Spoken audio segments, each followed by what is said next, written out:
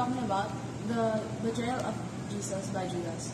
Judas was not a stranger to Jesus. He was one of the 12 disciples who heard his teachings and witnessed his miracles. And yet, he still chose to betray Jesus for 30 pieces of silver.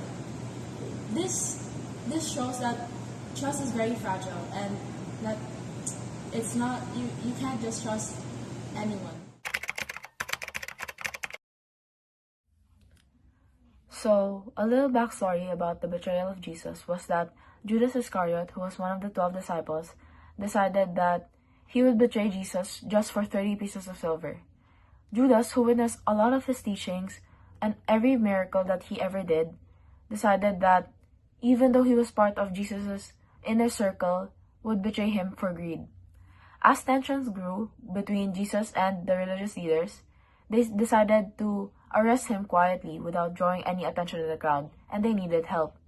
Judas went to them, offered to help them in exchange for those 30 pieces of silver, and the religious leaders told him that he needed to kiss Jesus on the cheek to signify that it was actually him, and that they weren't trying to betray him. So, during the Last Supper, Jesus gathered all his disciples and told them that one of them was going to betray him and that it was all going to be okay and it was all part of his plan. Because of this, the disciples were very worried and very curious and trying to find out who was actually going to betray him like that.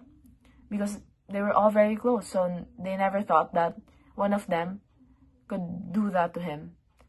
And because they were all very close, they never suspected that Judas was about to do the sin that no one else would ever do. So, after the Last Supper, Jesus decided to pray in the Garden of Gethsemane, and Judas went to him and greeted him with a kiss on the cheek. The religious leaders who were following Judas saw that, and it symbolized that was actually Jesus, and they could arrest him without anyone knowing. Our discussion today will be about how betrayal happens and how trust is fragile and how it could be repaired. You guys know what's crazy about Judas betraying Jesus? Is that it wasn't some dramatic scene. It was just simple, quiet. Like he did the kiss of betrayal and then it was over. Everyone can feel the tension and the air, but no one can even say a word. And I think that's how betrayal works. It doesn't announce itself. It comes quietly, and then the silence after it is like the loudest part. Exactly, because no matter how loud or quiet betrayal can be, trust is still broken when everyone thought they were being honest. And we can really see this, like, especially in friendships, when promises are broken or secrets are spilled. I think that Judas' action was such a huge turning point in Jesus' story, because after this, all the events that followed were full of suffering, like Jesus' arrest and eventually his death. If we connect this to real-life situations, we can see how betrayal can really destroy friendships and relationships, as people lose their sense of security with one another. People will lose trust, and even if the relationship continues, it wouldn't feel the same way as before. However, even with this, I think that even with betrayal, we can still learn good lessons from it. For example, even when Jesus died on the cross, he eventually rose 3 days after and blessed all his disciples after. I believe that even with betrayal and what comes after it, eventually it can help you learn some lessons in life and teach you how to be wary of others and how to be more careful in case someone were to betray you, like how Judas did with Jesus. Betrayal is something we probably all felt at one point, whether it came from a family or a friend. And that's exactly how Jesus felt when Judas betrayed him. Judas was one of Jesus' closest friends. He was a disciple, and Jesus taught him all sorts of good acts and helped him to spread the word of God. However, Judas decided to betray Jesus for money, and so this shakes his trust, which is something very common in daily life. Yeah, I agree. This just shows how betrayal is so sudden and it's so hard. And especially when it comes from the people we always look up to, people we're so close with every single day. And I really do appreciate how you're able to redeem Jesus' suffering. and it almost seems like it's a universal thing and it's just a part of being human. But that doesn't mean that it should be ignored and hidden.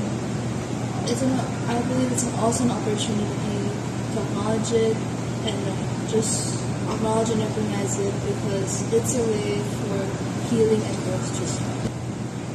Yeah, people betray others for many reasons. Fear, self-interest, and corruption. Betrayal happens when someone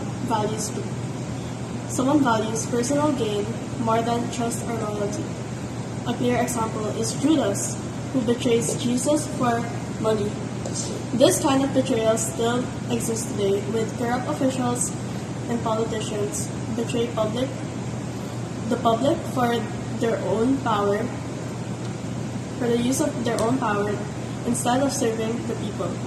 Even in everyday life, friends may betray others for their personal benefit over loyalty. These actions show how betrayal damages relationships and weakens the trust in society. In conclusion, betrayal is the breaking of trust by someone who is close to us, often coming quietly. It greatly affects relationships by causing pain, mistrust, and on a wider level, corruption and loss of trust in society. The story of Jesus' betrayal by Judas shows us that trust is very fragile, but it can also be healed. Betrayal is painful because it breaks trust, and that reaction is normal for us. You should give space for emotions instead of rushing to fix them. Acknowledging your feelings is the first step to healing. It is important to understand that betrayal reflects the choices of the person who broke that trust, not the one who trusted. Trust is not a weakness. It's necessary to build relationships with others.